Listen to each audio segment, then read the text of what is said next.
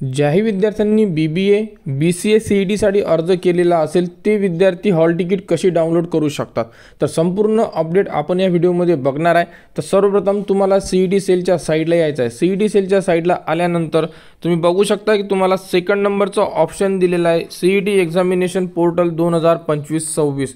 तर इथे तुम्हाला क्लिक करायचं आहे। त्यानंतर इथे तुम्हाला तुमचा रजिस्ट्रेशन ईमेल आयडी टाकायचा आहे। त्यानंतर इथे तुम्हाला पासवर्ड टाकायचा आहे। रजिस्ट्रेशन ईमेल आयडी कोणता जो तुम्ही फॉर्म फिल करताना यूज केलेला आहे आणि पासवर्ड जो तुम्ही फॉर्म फिल करताना सेट केलेला आहे तो आयडी टाका, पासवर्ड टाका आणि साइन इनला क्लिक करा, म्हणजे आपण आपल्या प्रोफाइलमध्ये इन्सर्ट होणार। लॉग इन झाल्यानंतर तुम्ही तुमच्या प्रोफाइलमध्ये इन्सर्ट होणार। अशा प्रकारे तुम्हाला संपूर्ण ऑप्शन दिसून पडेल। तर यामध्ये बघू शकता तुम्ही की हॉल तिकीट और ॲडमिट कार्डचं एक ऑप्शन दिलेला आहे। तर तुम्ही तुमची हॉल तिकीट या ऑप्शनवरून डाउनलोड करू शकता।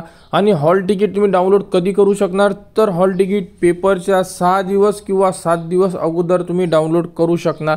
त्या अगोदर तुमची हॉल तिकीट डाउनलोड होणार नाही आहे। तर तुमची पेपर कधी आहे हे सुद्धा विद्यार्थ्यांनी लक्षात ठेवणं अतिशय गरजेचं आहे। तर एक्झाम डेट सुद्धा तुमची आलेली आहे। तर बघू शकता एक्झाम डेट किती दिलेली आहे, तर 29 एप्रिल, 30 एप्रिल आणि 2 मे म्हणजे तुमची 3 दिवस एक्झाम होणार आहे। आणि त्याबद्दलचे जे टाइम टेबल आहे हा सुद्धा उपलब्ध करून दिलेला आहे। तर विद्यार्थ्यांनी टाइम टेबलवर लक्ष ठेवा। तुमची हॉल तिकीट आली किंवा ॲडमिशन जी प्रोसेस असेल या संदर्भात संपूर्ण अपडेट तुम्हाला आपल्या चॅनलवर देण्यात येणार। तर हॉल तिकीट ज्या दिवशी येणार त्या दिवशी तुम्हाला मेल व मेसेज सुद्धा येणार आहे।